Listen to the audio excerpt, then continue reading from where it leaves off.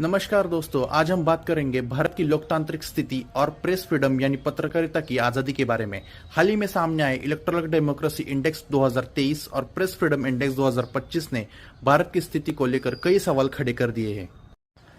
Electoral democracy index यानी निवडणूक लोकशाही निर्देशांक 2023 में भारत को 108वां स्थान मिला है। इस सूचकांक का उद्देश्य यह देखना है कि कोई देश कितना स्वतंत्र और निष्पक्ष रूप से चुनाव करता है। इसमें वोटिंग प्रक्रिया, पार्टी प्रणाली, सरकार की जवाबदेही और नागरिकों के अधिकारों को देखा जाता है। भारत को इस रिपोर्ट में फ्लॉड डेमोक्रेसी यानी त्रुटिपूर्ण लोकतंत्र का दर्जा मिला है। इसका मतलब यह है कि भारत में लोकतंत्र तो है, लेकिन उसमें कुछ चुनौतियां और खामियां भी है। उदाहरण के लिए चुनावों में धन और सत्ता का असंतुलन, निधि निर्धारण में पारदर्शिता की कमी, सामाजिक और आर्थिक असमानता है जो लोकतांत्रिक प्रक्रिया को प्रभावित करती है।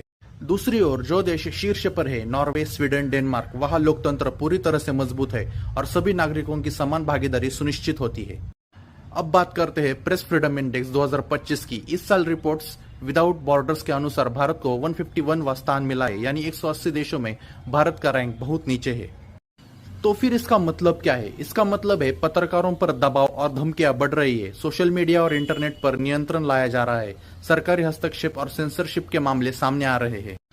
प्रेस की आजादी केवल पत्रकारों की नहीं बल्कि नागरिकों के सूचना के अधिकार का भी सवाल है। जब प्रेस स्वतंत्र नहीं होता तो लोकतंत्र की गुणवत्ता पर असर पड़ता है।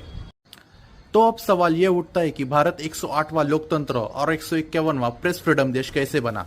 भारत लोकतंत्र के मामले में मजबूत है, लेकिन इसमें कुछ चुनौतियां भी है। प्रेस फ्रीडम के मामले में स्थिति चिंताजनक है और यह लोकतंत्र की मजबूती को प्रभावित करता है।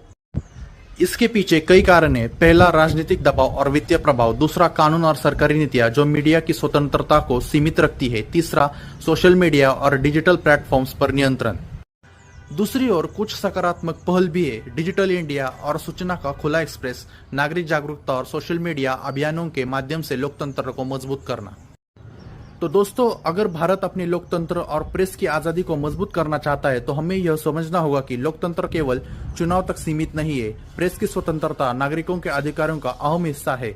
पारदर्शिता, जवाबदेही और नागरिक जागरूकता ही लोकतंत्र को सशक्त बना सकती है।